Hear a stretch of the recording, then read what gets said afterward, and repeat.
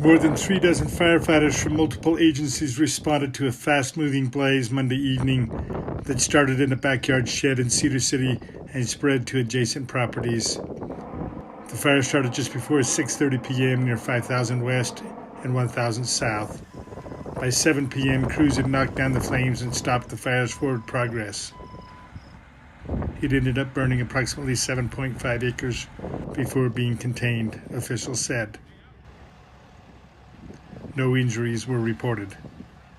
This is Jeff Richards reporting for Cedar City News, your #1 source for local news.